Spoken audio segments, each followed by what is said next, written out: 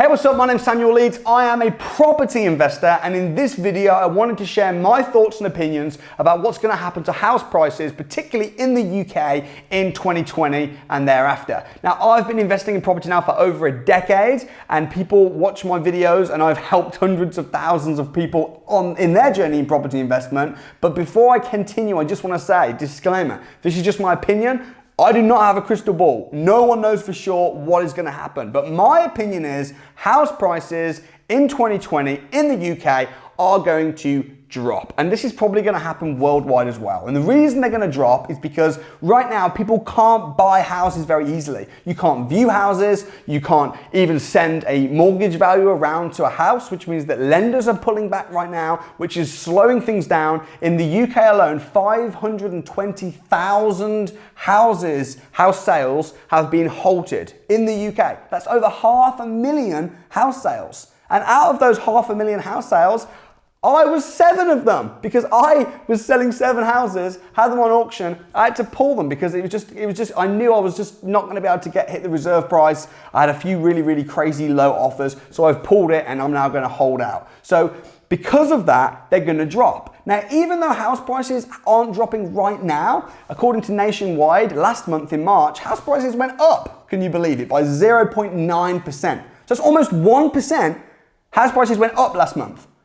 But why is that? Why would house prices go up during this time? Well, it's not that high. Last year, 2019 in March, they went up 3% generally across the nationwide. But the reason is because sellers are stubborn and sellers don't realize what's happening. So this happened in 2008. 2008 crash happened.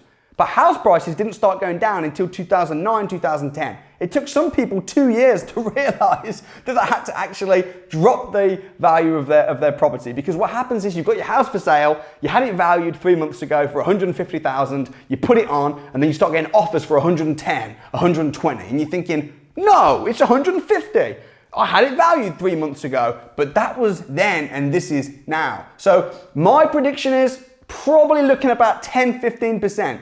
It's going to start happening over the summer, towards the autumn. But the really interesting thing is house prices are going to start dropping. But I think when they start dropping, suddenly banks are going to start lending again, and there's going to be people buying houses. So I think they're going to drop. And then I agree with Savills. Savills are saying that they reckon in 2021, middle of 2021, they're going to go back up to kind of normal again, and then they're going to rise. So Savills' prediction is that they're going to go up by 15% by March 2024, I believe. But check it out on their website yourself. But I believe that's what they're saying.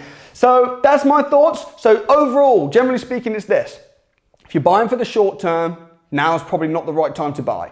If you're buying for the long term, it probably is. I'm going to be doing some really interesting content and videos around exactly what I'm buying right now, because I am still buying right now, but you have to be super smart. So I'm going to be talking about lease option agreements, buy, refurbish, refinance, deal packaging, and also sharing the golden rules of actually buy-to-let investing right now. So if you want to see that, turn the subscribe button on, smash subscribe, turn the notification bell on, smash the like button. I'm also really interested in your thoughts. Let me know below what you think is going to be happening in 2020 and beyond within the property market. Don't listen to those crazy people that are saying things like, save up your pennies in the bank, save up your pennies. That's the most ridiculous, stupid thing I've ever heard. Now is not the time to be saving your pennies in the bank.